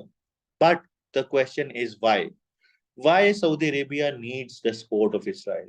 The answer definitely lies in its politics of this region, ठीक है, and economics. अब जैसे इकोनॉमिक्स में रीजन इस वजह से लाई करती है कि now we are going to the era in which fossil fuels की जो डिपेंडेंसी है उसको खत्म करने की कोशिश की जा रही है। फोसिल फ्यूल को रिमूव किया जा रहा है ग्लोबल इकोनॉमी से, और ये आपके सामने क्यों है? Because of climate change. अब Saudi Arabia has understood this thing and Saudi Arabia wants कि भाई इससे पहले के उसकी इकोनॉमी बिल्कुल तबाह हो, जब ये ऑयल एंड गैस की पूरी डिपेंडेंसी खत्म हो वर्ल्ड की, उससे पहले वो अपनी इकोनॉमी को क्या करे? डाइवर्सिफाई करे। And in doing so Saudi Arabia has basically started many initiatives, और उसमें जो नियोम एक सिटी है वो बिल्ड कर रहा है इन दिस रीजन, ठीक है, near to Israel, near its Red Sea जो इस बॉर्डर है इसमें बिल्ड कर रहा है। इसके अलावा भी काफी ज्यादा उसने जो है वो इनिशिएटिव लिए हैं। अभी रिसेंटली उसने जो उसकी नेशनैलिटी है उसने जो सऊदी अरेबिया को चाहिए उनको वो नेशनैलिटी देने के लिए भी उसने रजामंदी शो की है, और उसमें वो स्कीम्स भी लेके आया। तो ये सारी चीजें शो करती हैं कि Saudi Arabia is serious to transform its economy. Politics में क्या रीजन है? पॉलिटिक्स में again Iran versus Saudi Arabia, they have been poise, but still उन्होंने लास्ट ईयर अप्रोचमेंट की और अपने ताल्लुकात को बेहतर किया, एंड थैंक्स टू चाइना जो उनको करीब लेके आया। अब पॉलिटिक्स में ईरान बेसिकली न्यूक्लियर टेक्नोलॉजी की तरफ जा रहा है, और कल की स्टेटमेंट ये है कि ईरान ने डिक्लेयर किया कि they have this nuclear technology. ठीक है, उन्होंने टेस्ट नहीं किया, but they have declared it कि they have now achieved this target and they have this nuclear facility. तो Saudi Arabia is threatened by the Iran nuclear posture. पहली चीज ये है। दूसरी चीज ये है कि Saudi Arabia is autocrat and they want to control their regime and they want to control them with an iron hand, और उसके लिए they need technology from Israel, they need the support, the local support के भाई जो उसको इन चीजों को develop करने के लिए हेल्पफुल और हेल्प प्रोवाइड करे। तीसरी चीज ये है कि अब इस अगर रीजन के अंदर सऊदी अरेबिया ने ग्रो करना है तो उसको स्टेबिलिटी चाहिए, and that is why Saudi Arabia is trying कि इस रीजन के जो मसाइल हैं उसको खत्म किया जाए और बाकी अरब और इसराइल कंट्रीज की जो टाइज हैं उसको नॉर्मलाइज किया जाए। ये थी सऊदी अरेबिया की बेसिक डिमांड। अब लास्ट ईयर क्या हुआ? सऊदी अरेबिया और ईरान के अंदर अप्रोचमेंट होती है और उनके ताल्लुकात बेहतर होते हैं। अब देयर वर लाइक होप्स कि जी उनके ताल्लुकात इतने बेहतर होंगे, आहिस्ता आहिस्ता वो उनके डिप्लोमेटिक रिलेशन स्टैब्लिश होंगे और एक्सचेंजेस स्टार्ट हो जाएंगे और मिडल ईस्ट जो है वो स्टेबल होता रहेगा, फर्दर इसके जो इश्यूज हैं वो खत्म होते रहेंगे।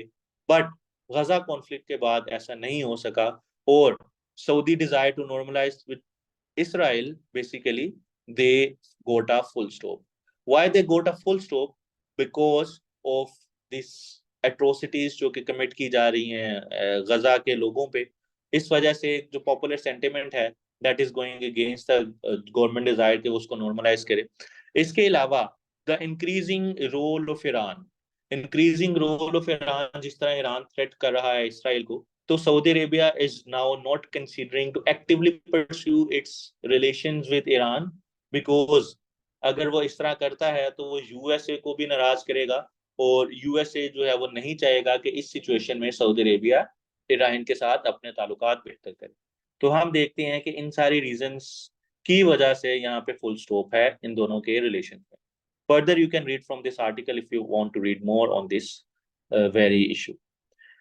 अब इसके अलावा अगर हम देखें तो एक और इम्प्लीकेशन इसकी ये है कि सिक्योरिटी के ऊपर एक्सपेंडिचर जो है वो इंक्रीज हुआ because of this conflict and recently year global expenditure has reached a record high of 2,440 billion, ठीक है। एंड मिडल ईस्ट का जो एक्सपेंडिचर है that increased a lot, increased 9% as compared to any other region. और इसमें जो आपकी basically जो एफर्ट्स हैं, एफर्ट्स कौन सी, टू कंट्रोल क्लाइमेट चेंज, ठीक है। You need funding to control climate. अभी क्लाइमेट चेंज में मैंने आपको बताया कि $600 बिलियन भी एनुअली हम इकट्ठा नहीं कर पा रहे, but we are still 2440 billion military expenditure. इसके अलावा we have a lot of poverty in this region. We need to overcome this poverty and we have health HDI issues. So इनको अगर overcome करना है, how can we do it? हम उसको नहीं कर पाएंगे क्योंकि आपका जो मेजर स्पेंडिंग है वो डिफेंस में चले जाएगी। तो इस वजह से जो इसके साथ वाले कंट्रीज हैं, this will not only Saudi Arabia, Iraq की स्पेंडिंग इंक्रीज होगी, सीरिया की स्पेंडिंग इंक्रीज होगी, लेबनान, जॉर्डन, ईरान, ठीक है। ये सारे इन कंट्रीज की जो स्पेंडिंग है, मिलिट्री स्पेंडिंग, वो इंक्रीज होगी। एंड एज अ रिजल्ट आप देखेंगे जो आपका फोकस है मेरे ग्लोबल इश्यूज वो डिवाइड होगा।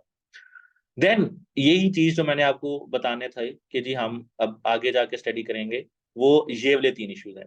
The increasing role of China that has now increased after this confrontation. अब चाइना जो है वो ये जो मौका है उसको अपने राइट के लिए, अपने बेनिफिट्स के लिए इस्तेमाल कर रहा है।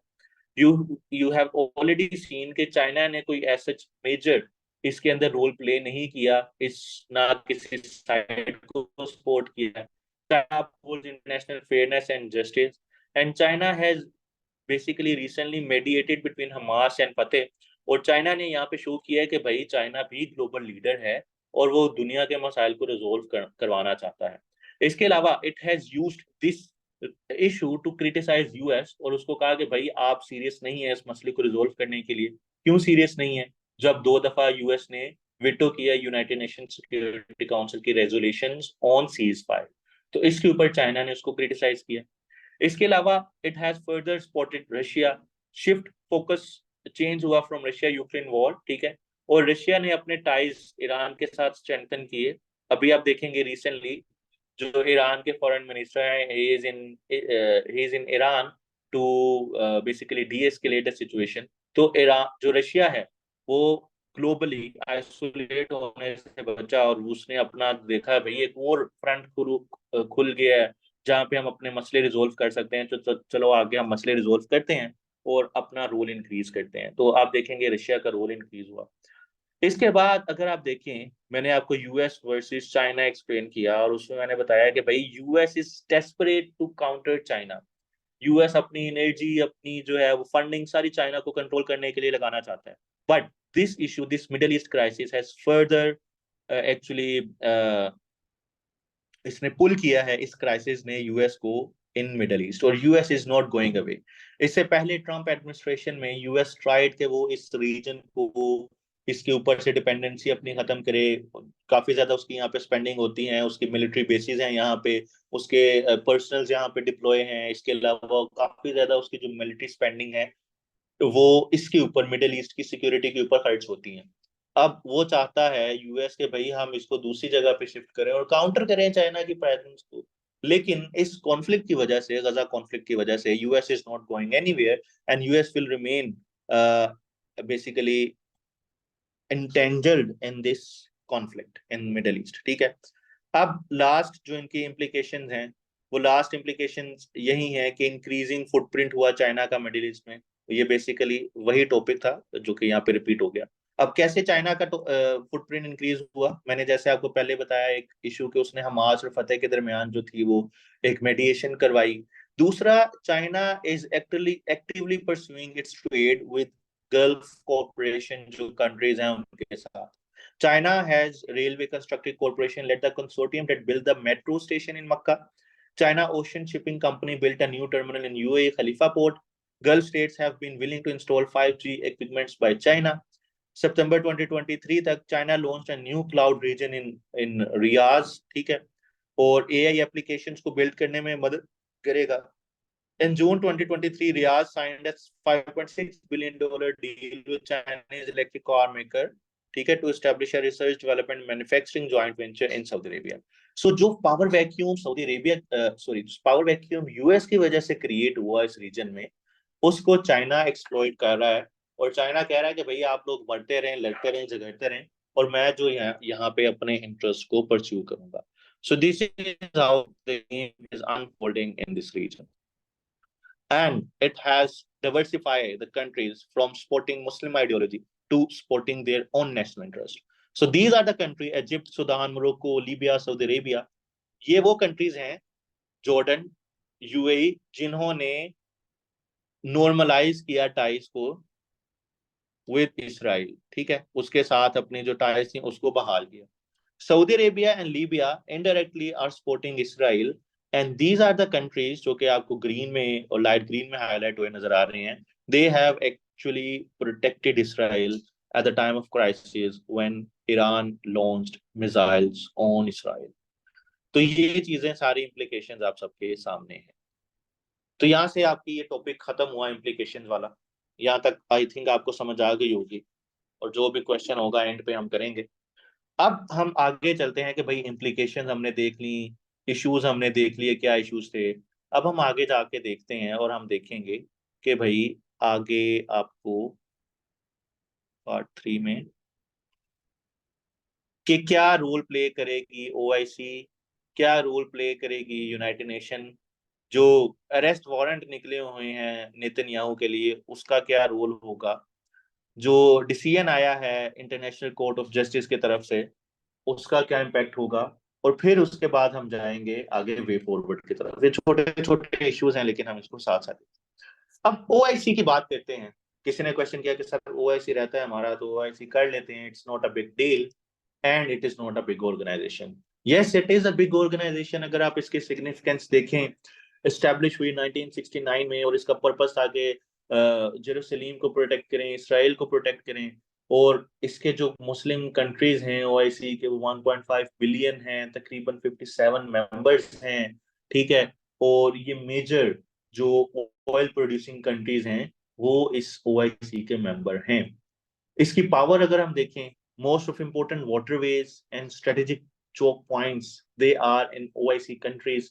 इसमें स्ट्रेट ऑफ हॉर्मज है, जिब्राल्टर, स्टेट ऑफ जिब्राल्टर है, बाबुल मंदब है, ठीक है। ये सारी चीजें जो हैं वो ओआईसी कंट्रीज के अंडर आती हैं।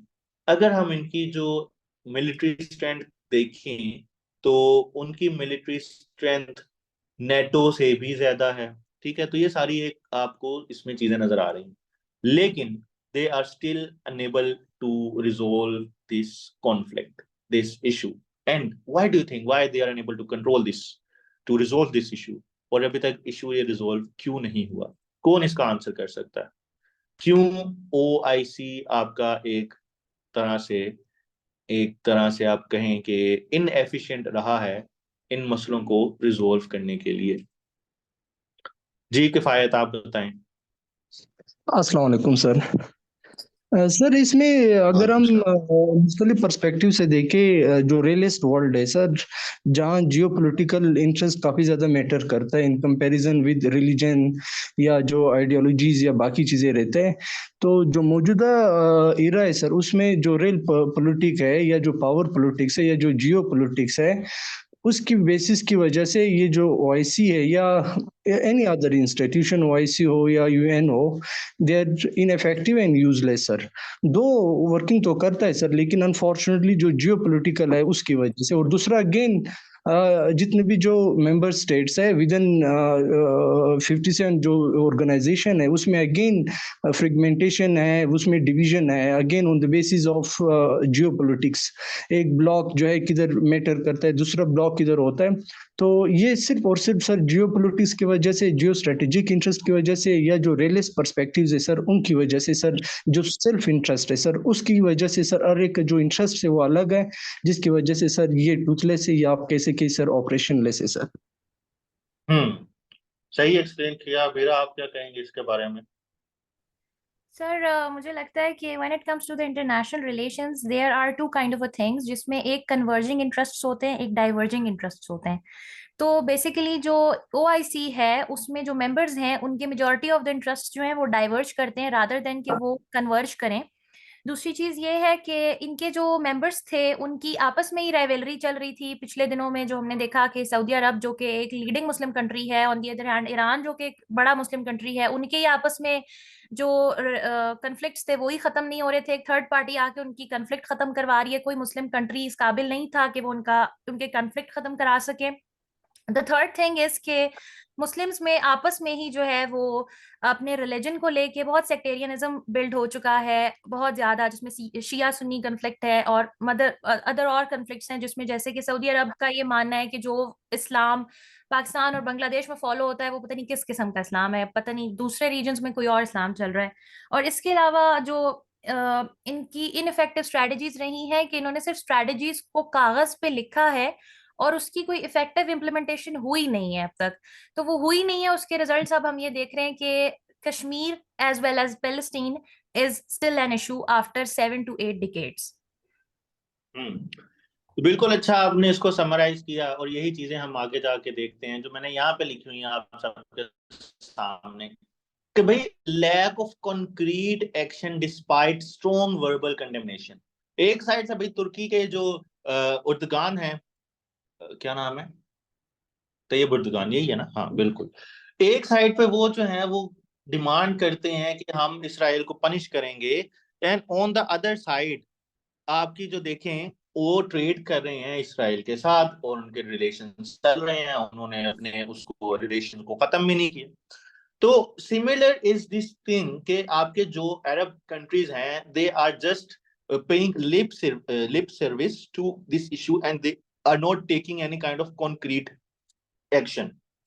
उसके बाद limited willingness to use economic leverage. अब मैंने आपको बताया कि यहाँ पे भी लिखा हुआ है they control 75% of oil reserve, and I think that is only enough. अगर यहाँ पे ऑयल एम्बार्गो लगाया जाता तो ये गजा का conflict, the countries will be forced, US will be forced and Israel will be forced कि वो इस इशू को रिजोल्व करे। And middle east is dependent on, basically Europe is dependent on middle east for their resources, क्योंकि Russia ने gas बंद कर दी है मिडल ईस्ट यूरोप की, और यूरोप की गैस ले रही है मिडल ईस्टर्न कंट्री से।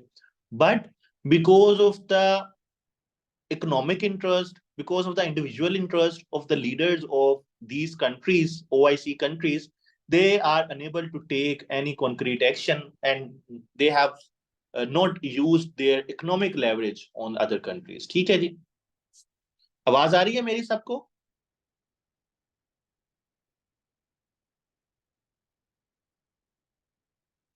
Can you hear me?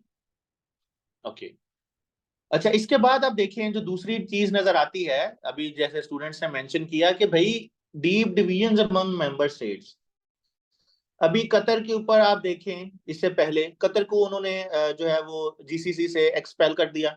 ठीक है, क्यों? क्योंकि कतर इंडिपेंडेंट फॉरेन पॉलिसी लेके आता था।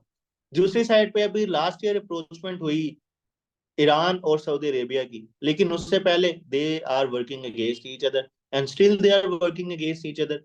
यमन में हुथीज को अटैक करता है सऊदी अरेबिया, लेकिन यमन में हुथीज को सपोर्ट करता है ईरान।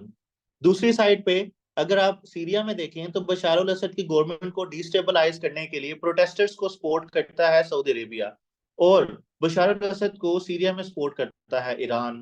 तो these two examples are only here to explain you कि भाई यहाँ पे डीप डिविजन्स हैं इन कंट्रीज के दरमियान, और इस वजह से कोई एक कॉन्क्रीट एक्शन नहीं लिया जाता। इसके अलावा हम देखें complex relationship and external influences. External influences क्या है आपके पास कि भाई यूएस का जो इन्फ्लुएंस है, US is basically the major country जो कि इन क्राइसिस में रोल प्ले करता है, और यूएस के बगैर सऊदी अरेबिया, यूएई ये कोई भी एक्शन नहीं ले रहे, और अगर इन्होंने एक्शन नहीं लेंगे तो ये मसला रिजोल्व नहीं हो सकता। और इसके अलावा they are unable to offer any alternate at the UN veto, यानी अगर यूएन इनको इनकी डिमांड को वेटो कर दे, रेजोल्यूशन को, यूएनएससी को, तो ये कोई उनके दरमियान उसके बावजूद भी कोई ये इंडिपेंडेंट एक्शन नहीं ले सकते। ठीक है, इसके अलावा जो इसके ओआईसी के फर्दर इश्यूज हैं, मैंने किसके ऊपर अपना बनाया हुआ है, मुस्लिम उम्मा के क्राइसिस के ऊपर, ऐसे वो आप लोगों के साथ शेयर कर दूंगा। ठीक है, तो ये चीजें हैं जो कि सारी आप लोगों के सामने है। अब इसको सब्सटेंशिएट करने के लिए यहाँ पे कुछ आपके सामने लिखी हुई है मैंने चीजें कि अक्टूबर 2018 में सऊदी अरेबिया ने $250 मिलियन का स्पाई इक्विपमेंट किया इसराइल से। In August 2018, UAE contracted the service Israel NGO group to spy on dissidents, ठीक है, ताकि उनके जो सिविल लोग हैं वो उनको फॉलो करें। Security cooperation with notwithstanding, Israel exports natural gas to Egypt after a $15 billion deal signed in 2018, ठीक है, जिसमें इजिप्ट को मिलता है। इसके अलावा अगर आप देखें, Jordan also imports water and gas from Israel। तो ये सारी चीजें आपके सामने शो कर रही हैं कि भाई they are dependent on West for their expenditures, for their resources, and hence they are unable to take any kind of concrete action.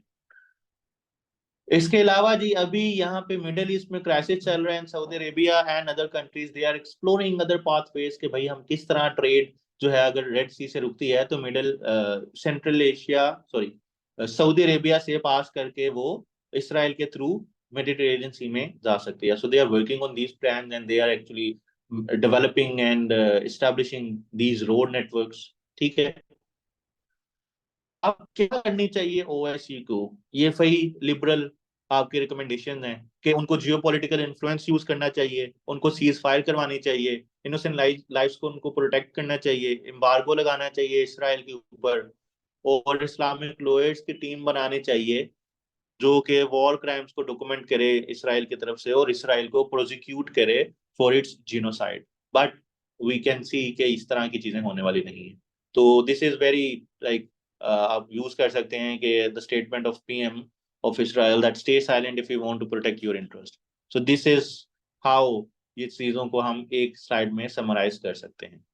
अब उसके बाद हम यूएन की रोल देखें, यूएन का क्या रोल है। मैंने आपको यूएन ऑर्गेनाइजेशन पहले एक्सप्लेन कर दी हुई है। अब यूएन का बेसिकली क्या रोल है, यूएन एक तरह से जो है वो फलस्तीनियंस के लिए उनको रेफ्यूजीज को प्रोटेक्ट करने के लिए वहां पे काम करती है। UN has organization which is working for the protection of refugees. ठीक है, ये सारा जो है वो यूएन की जिम्मेदारी है। बट अभी इसमें आप ये इसको खुद डील कर लीजिएगा। यूएन के अंदर जो फर्दर वेटोज आए यूएनएससी रेजोल्यूशन को गजा सीज फायर करने के लिए, इसमें जो आपकी कंट्रीज हैं they actually against they went against it, UK, US. ठीक है, तो these countries they have actually vetoed the UNSC resolution on Gaza ceasefire. मेरा एक्सप्लेन करने का पर्पस यूएन नहीं है, बल्कि हमने आईसीजी रूलिंग्स को जो इसकी रूलिंग है उसको एक्सप्लेन करनी। अब अभी काफी ज्यादा डिस्कशन चल रही है कि भाई international court of justice which is a basic organ of United Nations, उसने एक रूलिंग दी है और उस रूलिंग के तहत जो है उसने कहा है इसराइल को कि भाई आप जो है वो एक अपना कंट्रोल जो ऑक्यूपेशन है इसराइल की फलस्तीन की दैट इज इलीगल, और अब इसके ऊपर जो है प्रेशराइज किया जा रहा है इसराइल को बिकॉज ऑफ आईसीजी रूलिंग। अगर हम इसकी थोड़ी सी हिस्ट्री को अंडरस्टैंड करें तो it was south Africa and not a Muslim country brought this case against Israel in ICJ, और उसने कहा जाके कि भाई Israel is committing genocide in the Palestinian territory and hence it should be tried on these crimes। अब इस ICG की ruling आई Israel को कि आप जो है वो करें military from committing acts which might be considered genocidal to prevent and punish incitement to genocide and to enable humanitarian assistance to the people of Gaza। ये आई जनवरी में रूलिंग। ठीक है, लेकिन आईसीजे ने ये नहीं कहा कि that was a plausible case for genocide but rather that the Palestinian had the right to be protected from genocide। अब बेसिकली जो जनवरी के अंदर रूलिंग आई आईसीजे की वो ये आई कि उन्होंने ये नहीं कहा कि वहां पे जेनोसाइड को प्रोटेक्ट रोका जाए, उसमें ये कहा कि भाई फलस्तीनियंस का राइट है कि वो इस कोर्ट के फोरम को यूज कर सकें और उसमें इस केस को लेके आया जाए। यानी उस केस को उन्होंने कहा कि इसकी ग्राउंड्स हैं ताकि आईसीजे इसको सुन सकता है और पैलेस्टीनियंस के पास ये राइट है कि वो ये केस जो है वो इस कोर्ट के अंदर लेके आए और उस पर सुना जाए। अब की पॉइंट्स क्या थे जो रिसेंट आई इसके ऊपर जजमेंट, जो इसके ऊपर आया है, जो लास्ट मंथ में आई, जून में आई, आई थिंक मई जून में आई। उसमें जो रूलिंग थी, international court declared Israel occupation of Palestinian territory and they declared it as unlawful, arguing an end to occupation and the removal of Israel settlements from the West Bank। अब इसका impact क्या पड़ेगा इस rule का जो ICJ की है? इसका इम्पैक्ट ये है कि ये बेसिकली नॉन बाइंडिंग है, बाइंडिंग नहीं है मेंबर कंट्रीज पे कि वो इस रूल को फॉलो करें, ठीक है। And it is simply an advisory, उन्होंने एडवाइस किया है कि भाई ये इसराइल के और वहां से अपनी जो बेसिकली सेटलमेंट है उसको खत्म करें। It does not have a direct legal force but could influence international pressure Israel. तो इम्पैक्ट क्या होता है कि जो इंटरनेशनल प्रेशर है इसराइल पर, जो आपने देखा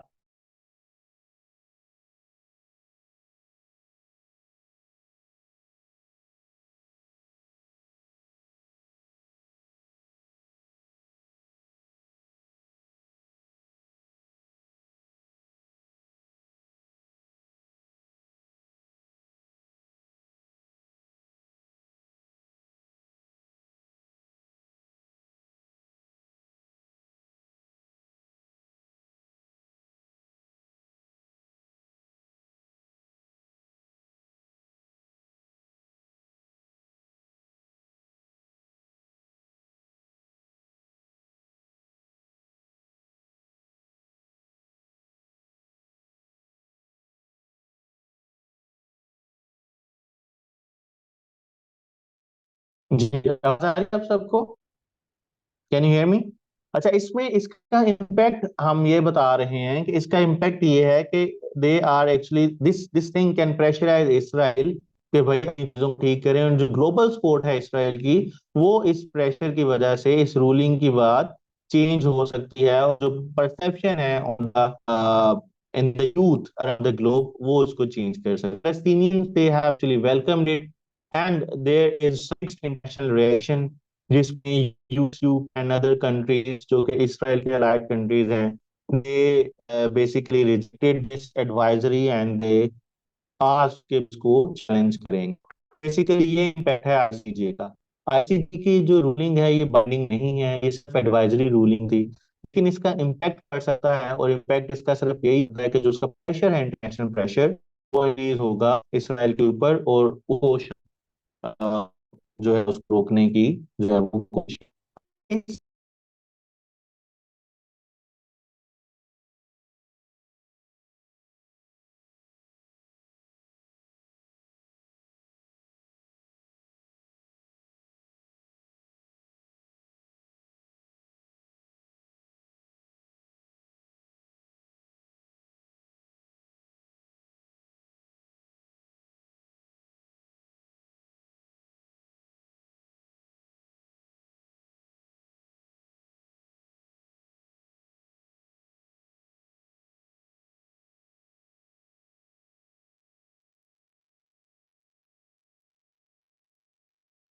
जी, सबसे पहले हम जो है इसका आईसीजे रूलिंग का, वो है इसका एनफोर्समेंट चैलेंज, कि इसको कैसे एनफोर्स किया जाए।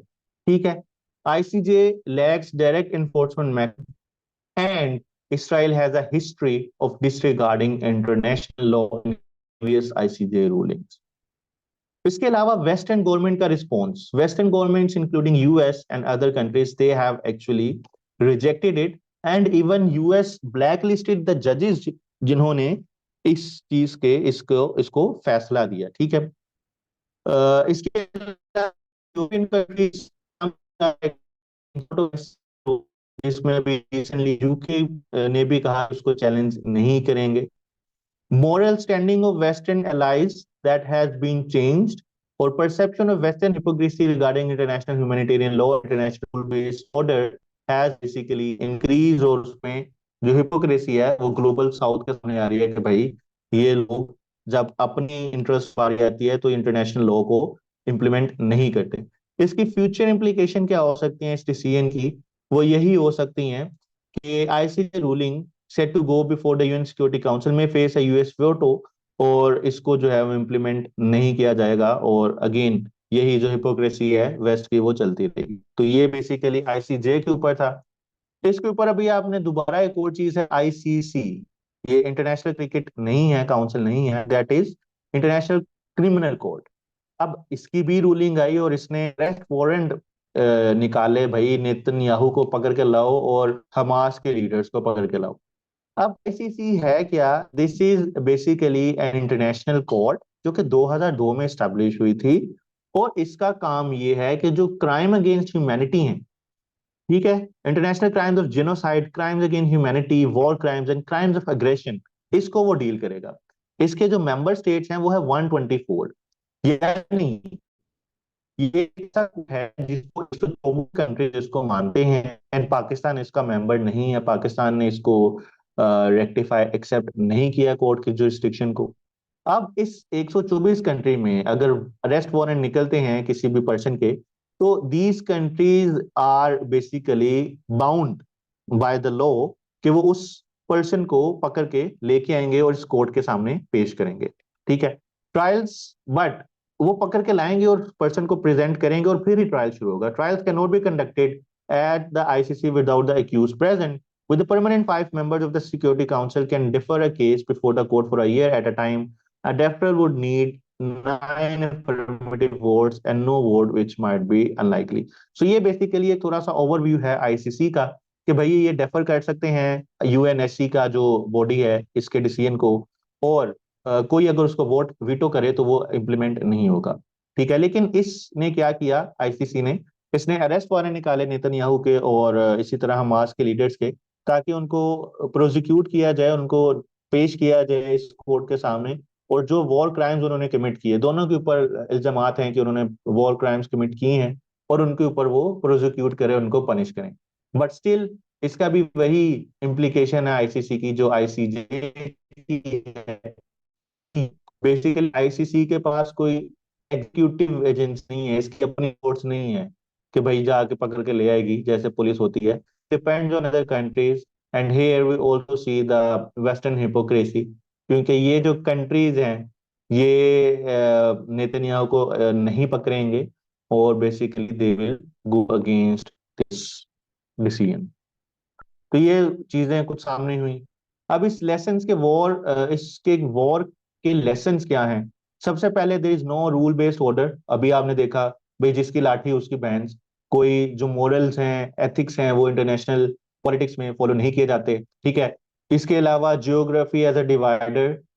अब इसमें टेरिटोरियल क्लेम्स के ऊपर वॉर चल रही है, और हमने सोचा था कि भाई अब तो टेरिटोरियल गेम्स पे वॉर खत्म हो जाएगी, अब आर्टिफिशियल इंटेलिजेंस का जमाना आ गया, but still the wars are going on.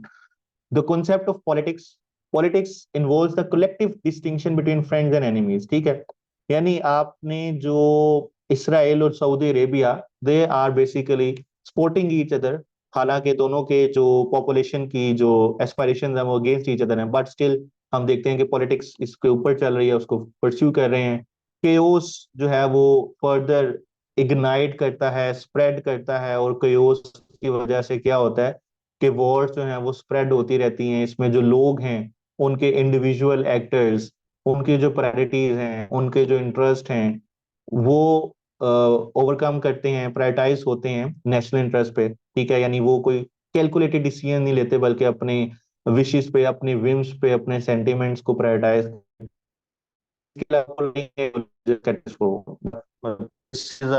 This is the content for ऐसे, आप इसको रीड कर लीजिएगा।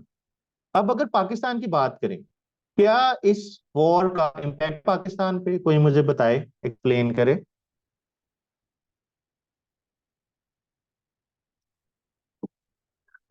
What is the impact of this war on Pakistan?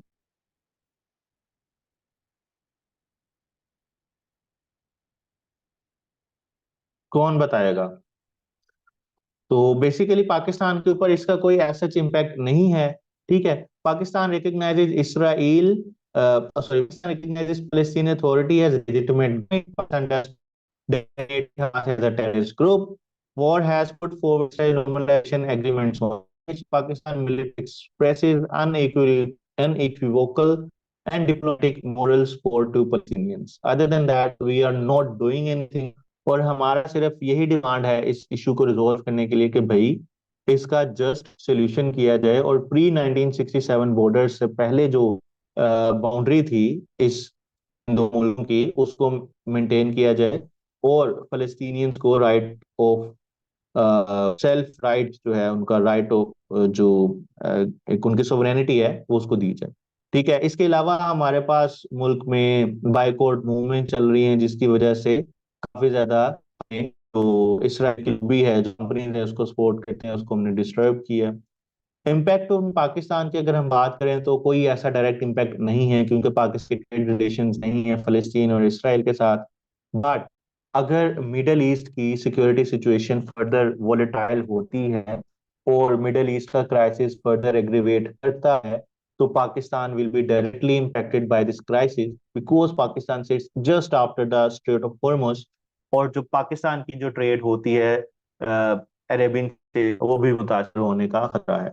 तो हमारे पास सिक्योरिटी इम्प्लीकेशंस हैं इसकी और इकोनॉमिक इम्प्लीकेशंस हैं, लेकिन अभी हमारे पास कोई इसकी डायरेक्ट इम्प्लीकेशन नहीं है अदर देन द सोशल जो हमारे सेंटिमेंट्स हैं जो हम इसको देखते हैं। अब अगर हम इसके सॉल्यूशंस की तरफ जाएं तो क्या इसका सॉल्यूशन है? इसका सॉल्यूशन क्या टू स्टेट सॉल्यूशन अभी भी इसका सॉल्यूशन है, या हम अब जाएंगे वन स्टेट सॉल्यूशन की तरफ? अगर इसका वन स्टेट सॉल्यूशन की बात करें तो चार इसके ऑप्शंस हैं कि भाई four proposal one state solution के क्या है कि इसराइल जो अभी करंट वेरी लाइकली कि भाई करंटली जो इसराइल है पूरा कब्जा कर लेगा गजा पे, और उसके बाद आहिस्ता आहिस्ता वेस्ट बैंक पे कंट्रोल कर लेगा, जिसमें Palestinians will have no right, they will expect they will be made hostages, और उनको कोई राइट नहीं मिलेगा। अगर वन स्टेट सॉल्यूशन का एक और देखा जाए तो पॉलिटिकल प्रपोजल है, जिसमें एक कंट्री होगी और उसके अंदर दो मुल्क आपस में दो नेशंस रहेंगी। इसमें जेरूसलम को शेयर्ड कैपिटल के तौर पे कंसीडर किया जाएगा, रेफ्यूजीज वापस नहीं आएंगे, जो एक्सेप्ट करेंगे इसराइल को एज देयर सोवरेन वो उसके अंदर रहेंगे, और ये वॉर रुक सकती है। But that is again not likely to achieve, क्योंकि इसराइल इसको एक्सेप्ट नहीं करेगा, और Israel will not hope anything less than controlling the whole territory. एक और इसका जो सोल्यूशन दिया जाता है कि भाई यूनिटरी वन स्टेट बनाया जाए, जिसमें जो बॉर्डर है उसको इसराइल कंट्रोल करे, और दो पोर्शंस में जो गवर्नमेंट है वो फलस्तीनियंस आपस में कंट्रोल करें। And this is the basic fourth idea, जिसमें कहते हैं कि जी फलस्तीनियन वन स्टेट बन जाए और इसराइल वहां से खत्म हो जाए। So this is also not going to happen. तो बेसिकली इन स्लाइड्स के पर्पस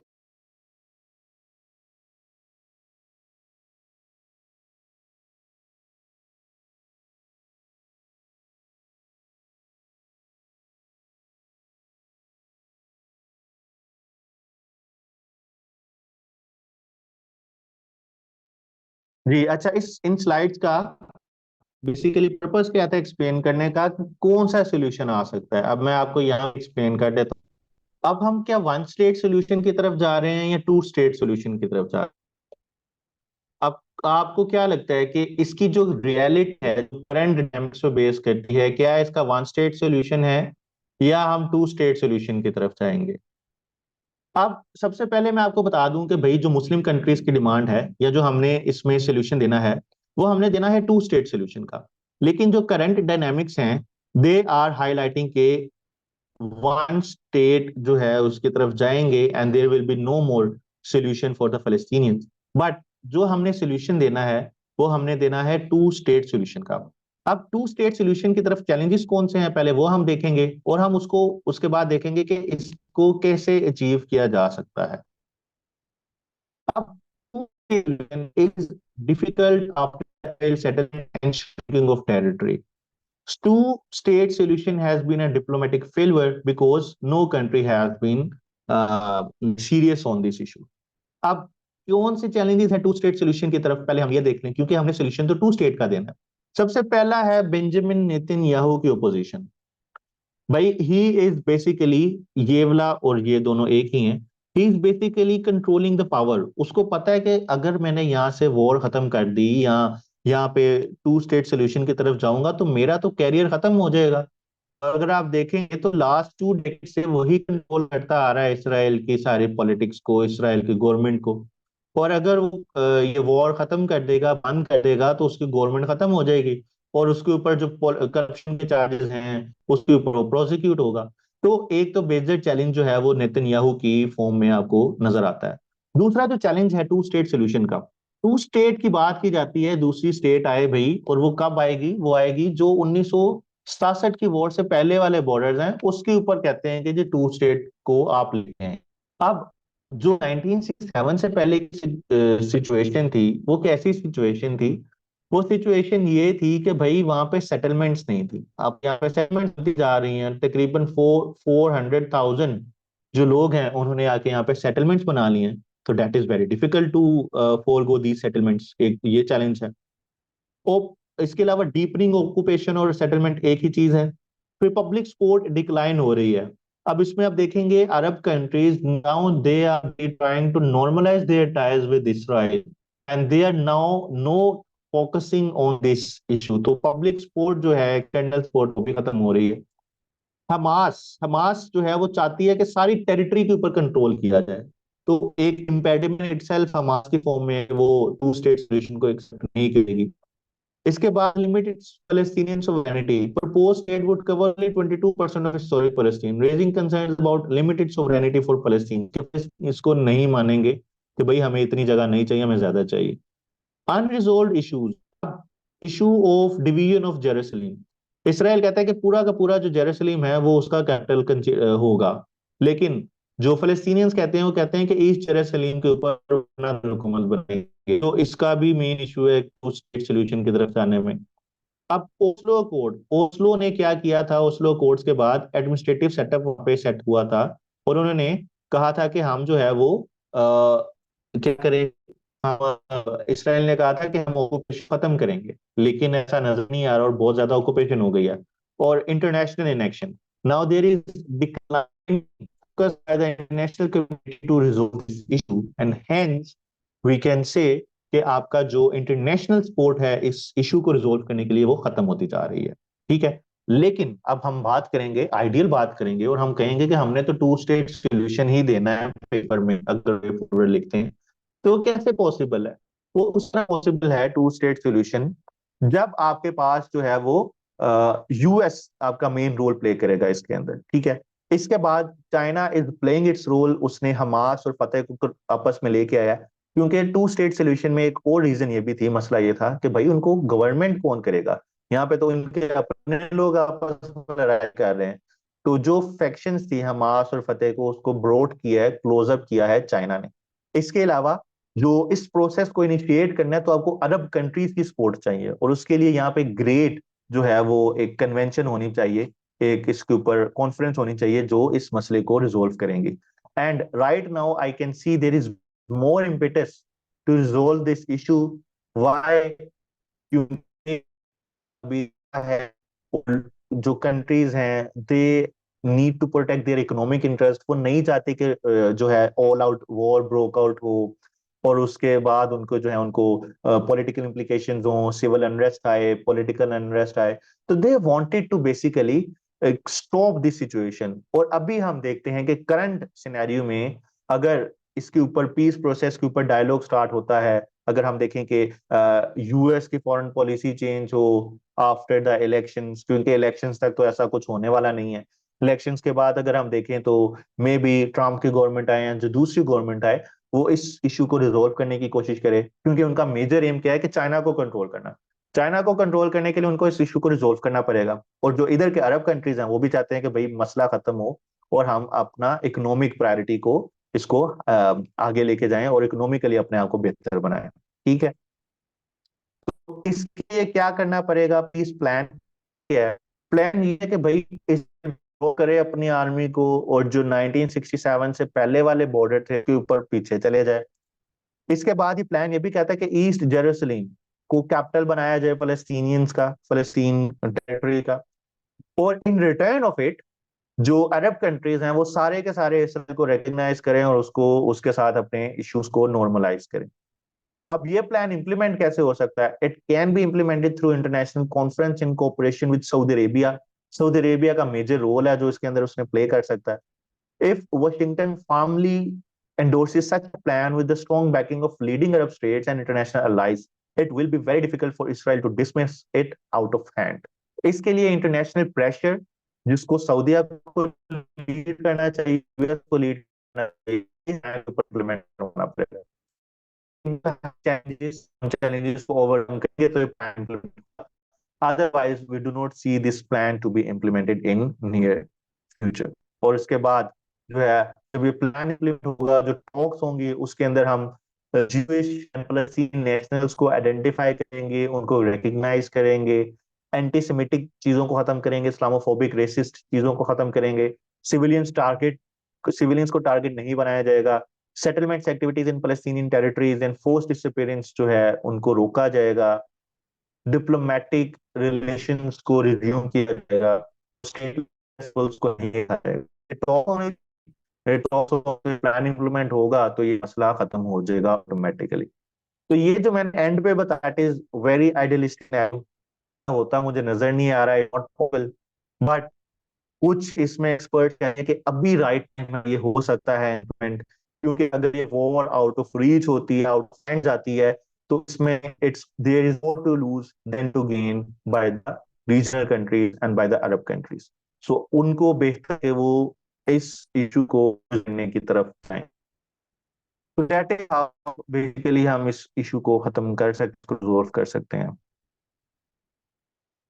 समझ आ गई आपको? आज का बहुत लंबा लेक्चर था हमारा, and I tried to finish this session on a positive note. आपको एक चीज जो इंटरेस्टिंग टॉपिक के तौर पे मैंने एक्सप्लेन किया है वो समझ आएगी.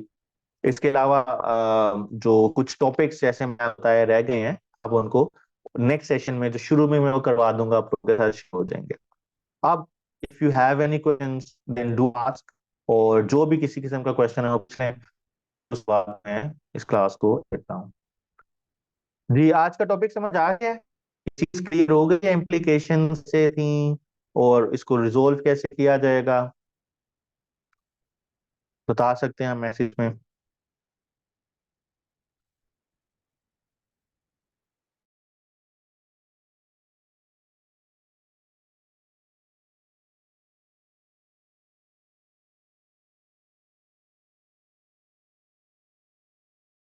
जिसका क्वेश्चन है तो पूछ ले. जी, क्या क्वेश्चन है आपका?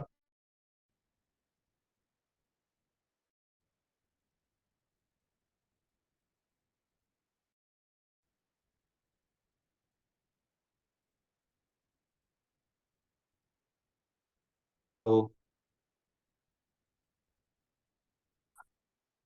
मेरा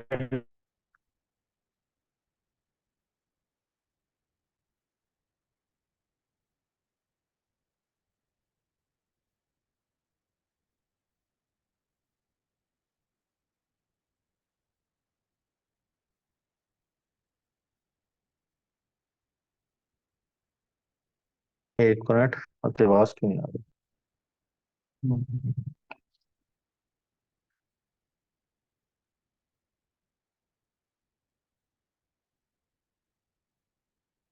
okay, you are unable to unmute. Okay fine, नहीं होता तो कोई मसला नहीं. I am turning off recording.